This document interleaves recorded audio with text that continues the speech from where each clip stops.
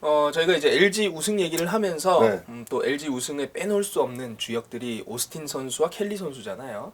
그러면서 이제 롯데를 또 되돌아보게 된단 말이에요. 최근 몇 년간 그 정도의 어떤 활약을 펼쳤던 선수들이 전무했어요. 롯데가 윌커슨 선수와 반즈 선수, 그리고 뭐 구드럼 선수는 뭐 계약을 안 하고요.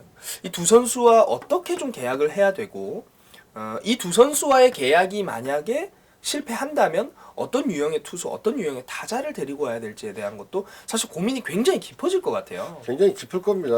김태형 감독이 아마 타자 쪽은 뭐 바꾼다고 얘기를 했고 또 지금 고르고 있는 걸로 알고 있는데 장타력을 가진 그런 타자를 좀 굉장히 고민을 하면서 심사숙고하고 있는 것 같고요. 일단 뭐 프로야구는 아시다시피 용병의 활약이 굉장히 큰 그 좌우를 합니다. 뭐 한 팀에 거의 뭐 반 이상의 영향을 미치는 그런 선수들인데 용병의 활약이 좀 미비했죠. 그리고 뭐 투수 쪽에서 보면 뭐 성적으로 본다고 그러면 그렇게 지금 뭐 미비하다고 생각은 안 들어요. 근데 이게 조화가 좀 잘 맞지 않았다라는 생각이 좀 들고 무엇보다도 부상을 당하지 말아야 됩니다. 그러니까 투수 쪽은 두 명을 좀 그대로 끌고 간다고 그러는데 뭐 내년부터는 대체 선수 할 수 있는 용병을 한 명 더 구단에서 보유할 수가 있어요. 네. 그래서 1군에 지금 시합을 뛰는 선수가 용병 선수가 3개월 정도의 이제 공백이 생긴다고 그러면 대체할 수 있는 그런 선수를 보유할 수가 있는데 사실 대체 선수를 보유한다는 거는 실력이 좀 떨어지는 선수들이 오게 된단 말이에요. 그리고 뭐 그 네. 선수 그 선수에 대한 기대는 믿기가 좀 쉽지는 않잖아요. 그 선수에 대한 기대는 크게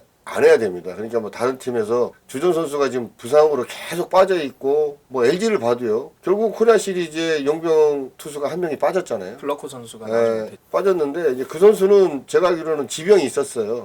저 메이저에 있을 때부터 골반 쪽에 지병이 있었기 때문에 그래서 이제 빠진 걸로 알고 있는데 관리가 안 됐다고 봐야 되겠죠. 만약에 LG가 우승을 못했다면 그 부분이 가장 큰 이슈로 등장하지 않았을까라는 생각이 좀 들어요. 근데 롯데 같은 경우는 뭐 타자만 좋은 타자만 좀 구한다 그러면 큰 문제는 없을 것 같고. 뭐 투수 쪽은 운영만 좀 잘한다 그러면 반지 선수나 뭐 괜찮습니다. 뭐 그 정도의 수준의 선수를 데려올 수 있는 여건이 안 되는 것 같거든요. 두 선수는 굉장히 좀 좋은 선수 같고 타자만 잘 고르면 될 것 같아요. 네. 그렇다면 반주 선수 같은 경우는 첫 해에는 초반에 굉장히 좋은 성적을 내다가 후반에 약간 미끄러졌고 올해는 반대로 이제 초반에 좀 안 좋았어요. 후반에 좀 좋았는데 반주 선수는 올 시즌 좀 어떻게 준비를 해야 될까요?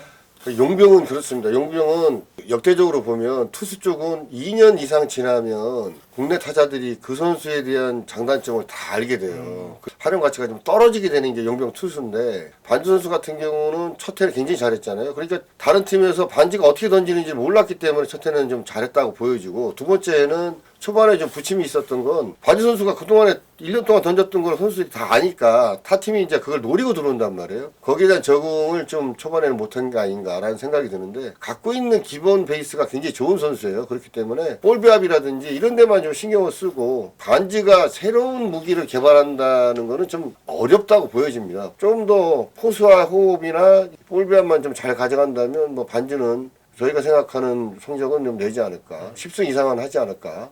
충분히 해줄 수 있는 선수라고 보여집니다. 반주 선수가 항상 이제 약점으로 좀 지적받는 부분이 한 번에 좀 무너지는 그렇죠. 대표적인 부분. 예. 그런 거는 좀 어떻게 관리를 해야 돼요? 조금 뭐 성격상으로 좀 여린 것 같긴 해요. 담대하지 못한 부분이 없지 않아. 그런 부분들은 저희들이 느끼는 건 팬분들도 그렇게 느끼시겠지만 이 반지가 강속구 투수가 아니잖아요. 그러니까 그런 투수는 잘못됐을 경우에는 팬들이나 주변에서 그렇게 보여질 수는 있습니다. 그런데 워낙 제구가 좋은 선수이기 때문에 포수와의 케미 그다음에 볼배합만 잘 가져간다면 제가 볼 때는 일정 정도의 구단에서 생각하고 김태형 감독 그리고 팬들이 생각하는 일정 정도의 성적은 반지는 충분히 올릴 거라고 보여집니다. 네.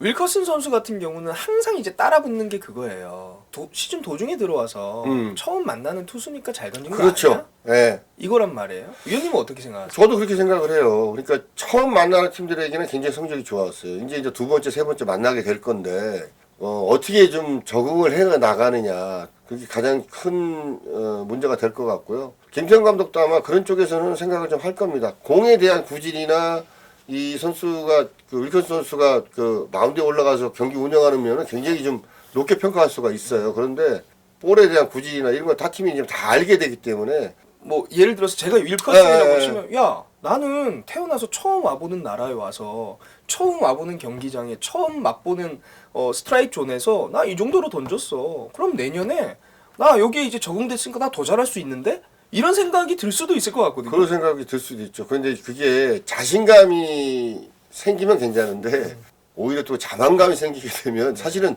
윌커스 선수의 공의 구질을 보면 너무 좋잖아요. 너무 좋아요. 사실 약점이 약점이 잘 안 없어요. 나타나요. 예. 자만감만 생기지 않는다면 뭐 윌커스 선수도 증명을 해줬잖아요. 잘 네. 던질 것 같고 또 하나 걱정되는 건 투수 쪽의 부분은 내년부터는 로보 심판이 또 그렇죠. 적용이 됩니다. 그래서 올해와는 다르게 스트라이크를 분명히 내가 던졌다고 생각하는데 볼로 판정받고 이랬을 때 선수들이 흔들리지 않는 그런 멘탈적인 부분을 코칭 스타프가 잘 조절을 해줘야 되고 이야기를 해줘야 되지 않나 싶어요. 네. 한꺼번에 그 용병 선수들이 한 번에 욱하고 무너지는 경우가 좀 많거든요. 뭐 그런 것들은 좀 조심해야 될 것 같습니다. 네.